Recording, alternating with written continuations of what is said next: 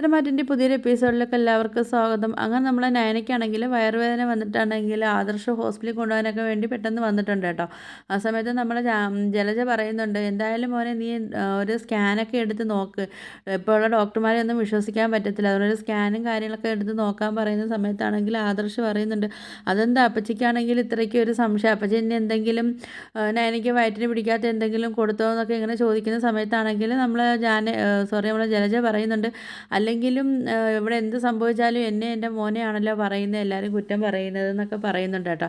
അങ്ങനെ നമ്മളാണെങ്കിൽ ഭയങ്കര സന്തോഷിച്ചൊക്കെ നിൽക്കും കേട്ടോ. എന്തായാലും ഇപ്പം ഹോസ്പിറ്റലിൽ പോയി എന്തായാലും നയനയുടെ കുഞ്ഞില്ലാതായി കാണുമെന്നൊക്കെ പറഞ്ഞിട്ടാണെങ്കിൽ ആ ഒരു സന്തോഷ വാർത്ത കേൾക്കാൻ വേണ്ടിയാണെങ്കിൽ നമ്മളെ ജലജയാണെങ്കിൽ ഭയങ്കര സന്തോഷത്തിൽ ഇരിക്കും കേട്ടോ. അങ്ങനെ നമ്മൾ കുറച്ച് നേരം കഴിഞ്ഞിട്ടാണെങ്കിലും നമ്മൾ ആദർശൻ നയനെ തിരിച്ച് വന്നിട്ടുണ്ട് കേട്ടോ. അവരാണെങ്കിൽ ഭയങ്കര സന്തോഷത്തിലൊക്കെ വരുന്നത്. അങ്ങനെ നമ്മൾ ദൈവേനെ ചോദിക്കുന്നുണ്ട്, മോനെ എന്താ പറ്റി, എന്താ സംഭവം എന്നൊക്കെ ചോദിക്കുന്ന സമയത്താണെങ്കിൽ ആദർശ് പറയുന്നുണ്ട്, അമ്മേ അത് കുഴപ്പമൊന്നുമില്ല, അതിങ്ങനെ പ്രഗ്നൻ്റ് ആയിരിക്കുന്ന സമയത്ത് ചിലർക്കൊക്കെ അങ്ങനെ സംഭവിക്കുന്നതാണ്, അല്ലാതെ വേറെ കുഴപ്പമൊന്നുമില്ലെന്ന് ഡോക്ടർ പറഞ്ഞു, അതിപ്പോൾ അങ്ങ് മാറി എന്നൊക്കെ ഇങ്ങനെ പറയുന്നുണ്ട് കേട്ടോ. ആ സമയത്താണെങ്കിലും നമ്മളെ നയന പറയുന്നുണ്ട്, അമ്മയടുത്ത് ഞാൻ അപ്പോഴേ പറഞ്ഞില്ലേ എനിക്ക് കുഴപ്പമൊന്നുമില്ല, ഹോസ്പിറ്റലൊന്നും പോകണ്ടെന്നൊക്കെ ഞാൻ പറഞ്ഞില്ലേ, അമ്മയൊക്കെ ആണെങ്കിൽ അങ്ങ് ടെൻഷനും കാര്യങ്ങളൊക്കെ അല്ലേ എന്നൊക്കെ ഇങ്ങനെ നമ്മളെ നയനെ പറഞ്ഞിട്ടാണെങ്കിൽ അവർ ആദർശൻ നയനയുടെ അങ്ങ് മുകളിലോട്ട് പോകുന്നുണ്ട് കേട്ടോ. ആ സമയത്ത് നമ്മളെ ജലജയാണെങ്കിൽ ഭയങ്കര സങ്കടത്തോടെ ഇരിക്കും കേട്ടോ. ഏത് പണിയാണെങ്കിലും ഇവർക്ക് കൊടുത്താലും ഒരു പണി കേൾക്കുന്നില്ലല്ലോ എന്നുള്ളൊരു വിഷമത്തിലൊക്കെ ഇങ്ങനെ നമ്മളെ ജലജ ഇരിക്കും കേട്ടോ. ഇപ്പം ദൈവത്തിന് പോലും ഈ കുഞ്ഞ് ജനിക്കണമെന്നുള്ള ഒരു ആഗ്രഹമായിരിക്കും എന്നൊക്കെ ഇങ്ങനെ പറഞ്ഞിട്ടാണെങ്കിൽ ഇങ്ങനെ പുറത്തുകൊണ്ടൊക്കെ നടക്കുന്നുണ്ട് ജലജ. നമ്മൾ നവീനെ കാണിക്കുന്നുണ്ട്. അങ്ങനെ നവീനാണെങ്കിൽ ഇങ്ങനെ സ്വപ്നമൊക്കെ കണ്ട് ഒരു മരത്തിൻ്റെ ചുവട്ടിലൊക്കെ ഇങ്ങനെ ഇരിക്കുക. ആ സമയത്താണെങ്കിലും നവീൻ്റെ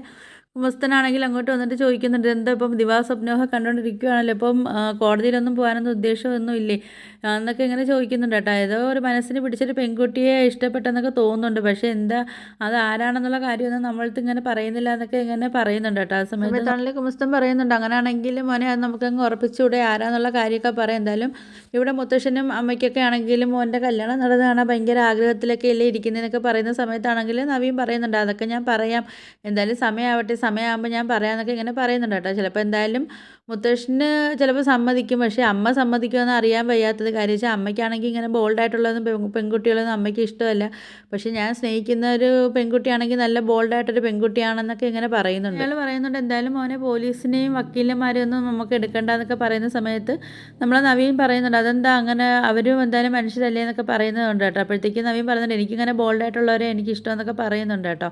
അങ്ങനെ ആ സമയത്ത് നമ്മളെ നവീൻ പറയുന്നുണ്ട്, എന്തായാലും എനിക്കൊന്ന് പുറത്തോട്ടൊക്കെ ഒന്ന് പോകേണ്ട ആവശ്യമുണ്ടെന്ന് പറയുമ്പോഴത്തേക്ക് അയാൾ ചോദിക്കുന്നുണ്ട്, ഓ എന്തായാലും ആ ഒരു പെൺകുട്ടിയെ കാണാൻ വേണ്ടി പോവുകയാണോ എന്നൊക്കെ ചോദിക്കുമ്പോഴത്തേക്ക് നവീൻ പറയുന്നുണ്ട്, അതൊന്നും ഇപ്പോൾ അറിയണ്ട, എന്തായാലും എനിക്ക് അത്യാവശ്യമായിട്ട് എനിക്ക് പോകണം, എനിക്ക് ഇഷ്ടപ്പെട്ട ഒരാളെ തന്നെ കാണാൻ വേണ്ടിയാണ് ഞാൻ പോകുന്നതെന്നൊക്കെ പറയുന്നുണ്ട് കേട്ടോ. അങ്ങനെ നമ്മൾ നവീനാണെങ്കിൽ നേരെ നന്ദുവിൻ്റെ പോലീസ് സ്റ്റേഷനിലേക്ക് ചെല്ലുന്നുണ്ട് കേട്ടോ. അങ്ങനെ നമ്മൾ നന്ദു അങ്ങനെ നവീനെ കാണുന്ന സമയത്ത്, ആ നവീനേട്ടനോ വാ നവീനേട്ടൻ ഇവിടെ ഇരിക്കുന്നൊക്കെ പറഞ്ഞിട്ട് അങ്ങനെ അവർ സംസാരിക്കുന്നുണ്ട് കേട്ടോ. അപ്പോൾ നവീനേൻ്റെ അടുത്ത് നമ്മളെ നന്ദു ചോദിക്കുന്നുണ്ട്, എന്തോ പറ്റി നവീനേട്ടൻ ഇങ്ങോട്ട് വന്നേന്ന് ചോദിക്കുമ്പം അത് നമ്മൾ നവീൻ പറയുന്നുണ്ട്, ഇവിടെ ഒരു ആക്സിഡൻറ്റ് കേസായിട്ട് ഒരാളിവിടെ വന്നിട്ടുണ്ടല്ലോ, അപ്പോൾ അയാൾ എനിക്ക് അറിയുന്ന ആളാണ്, അയാളെ ഒന്ന് വിട്ടു തരണമെന്നൊക്കെ പറയുന്ന സമയത്താണെങ്കിൽ നമ്മൾ നന്ദു പറയുന്നുണ്ട്, അതിന് ഇപ്പം നവീനേട്ട അത് അയാൾ ആക്സിഡൻറ്റ് ഉണ്ടാക്കിയിട്ട് അയാൾ വണ്ടി നിർത്താതെ പോയിട്ട് നേരെ അയാൾ പേടിച്ച് ഇവിടെ പോലീസ് സ്റ്റേഷനിലാണ് വന്നത്, അപ്പം ആ ആക്സിഡൻറ്റ് പറ്റിയ ആളാണെങ്കിൽ സുഖമില്ലാതെ കുറച്ച് ക്രിട്ടിക്കലായിട്ട് ഹോസ്പിറ്റലിലൊക്കെ ആണെന്നിങ്ങനെ പറയുന്നുണ്ട് കേട്ടോ. അങ്ങനെ നമ്മൾ നവീൻ പറയുന്നുണ്ട്, അത് അയാൾ പേടിച്ചിട്ടാണ് വണ്ടി നിർത്താതെ പോയത്, നന്ദു ഒന്ന് അയാളെ ഒന്ന് വിട്ടു തരണമെന്നൊക്കെ പറയുന്നുണ്ട്. അപ്പം നമ്മൾ നന്ദു പറയുന്നുണ്ട്,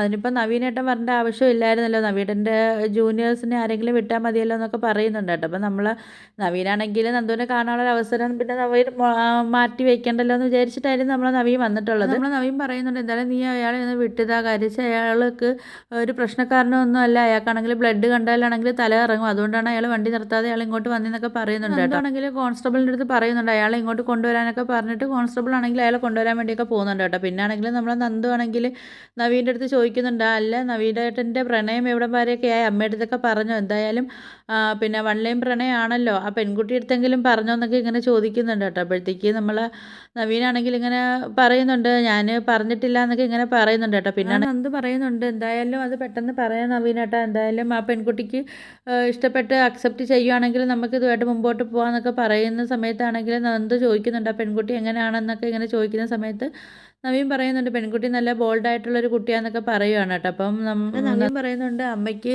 ഇഷ്ടപ്പെടുമോ എന്നാണ് എനിക്ക് പേടി, കാര്യം അമ്മയ്ക്കാണെങ്കിൽ കുറച്ച് അടക്കവും ഒതുക്കമൊക്കെ ഉള്ള പെൺകുട്ടികളെ ഇഷ്ടമെന്നൊക്കെ പറയുന്നുണ്ട് കേട്ടോ. അവളാണെങ്കിൽ കുറച്ച് ബ്ലാക്ക് ബെൽറ്റൊക്കെ പഠിച്ചതാണെന്നൊക്കെ പറയുന്ന സമയത്താണെങ്കിൽ നന്ദു പറയുന്നുണ്ട്, ആഹാ അപ്പോൾ എന്നെ കണക്കൊരു പെൺകുട്ടിയാണോ എന്നൊക്കെ ചോദിക്കുന്ന സമയത്താണെങ്കിൽ നവീൻ പറയുന്നുണ്ട്, അത് നന്ദു ഉള്ളത് പറയട്ടെ, ആ ഒരു പെൺകുട്ടി നന്ദു ആണെന്ന് പറയുന്നുണ്ട് കേട്ടോ. അപ്പം ഇത് കേൾക്കുന്ന സമയത്താണെങ്കിൽ നമ്മളെ നന്ദു ആണെങ്കിൽ ആഹ എന്ത് പറയണമെന്ന് അറിയാൻ വയ്യാതെ ആഹ ഷോക്കായിട്ട് നിൽക്കുക. കരച്ചോ അന്യായിട്ടുള്ള ഒരു പ്രേമത്തിൻ്റെയും ഉണ്ട്, പിന്നെ അത് കണക്ക് നവീൻ്റെ അടുത്ത് എന്താ പറയണമെന്നും അറിയാൻ വയ്യാതാണെങ്കിൽ നന്ദു ആണെങ്കിൽ ആ ഒരു ഷോക്കായിട്ടൊക്കെ നിൽക്കുന്നുണ്ട്. അങ്ങനെ നന്ദു ഇങ്ങനെ ചിന്തിക്കുന്നുണ്ട്, എന്തായാലും ഈ കാര്യം നവീനേട്ടൻ്റെ അടുത്ത് പറയാതിരുന്നാലും ശരിയാവത്തില്ല, എന്തായാലും ഇത് പറഞ്ഞേ പറ്റത്തുള്ളൂ എന്നൊക്കെ പറഞ്ഞിട്ടാണെങ്കിൽ നവീനേട്ടൻ്റെ അടുത്താണെങ്കിൽ നന്ദു പറയുന്നുണ്ട്, നവീനേട്ടാ സോറി നവീനേട്ടാ, പിന്നെ എനിക്കും അനിയുമായിട്ട് ഞങ്ങൾ രണ്ടിൽ സ്നേഹത്തിലാണ്, പക്ഷേ അത് എൻ്റെ ചേച്ചിമാർ കല്യാണം കഴിച്ച് അവിടെ കൊണ്ടുവന്നിരിക്കുന്നത് കൊണ്ടാണ് ഞങ്ങളെ കല്യാണം ഇങ്ങനെ മാറി മാറി ഇങ്ങനെ പോകുന്നതെന്നൊക്കെ ഇങ്ങനെ നമ്മളെ നന്ദു ആണെങ്കിൽ നവീൻ്റെ അടുത്ത് പറയുന്നുണ്ട്. നമ്മളെ നന്ദു പറയുന്നുണ്ട്, അതുമല്ല അനിയുടെ അമ്മയ്ക്കാണെങ്കിലും ഇഷ്ടമല്ല നവീനേട്ട അവിടെ നിന്ന് മൂന്നാമതൊരു പെൺകുട്ടിയും കൂടെ അവിടെ കൊണ്ടുവരുന്നത് അനിയുടെ അമ്മയ്ക്ക് ഇഷ്ടമല്ലാത്തതുകൊണ്ടും കൂടാണ് ഈ കല്യാണം ഇങ്ങനെ നടക്കാതെ പോകുന്നതെന്നൊക്കെ ഇങ്ങനെ പറയുന്നുണ്ട് കേട്ടോ. അപ്പോഴത്തേക്കാണെങ്കിൽ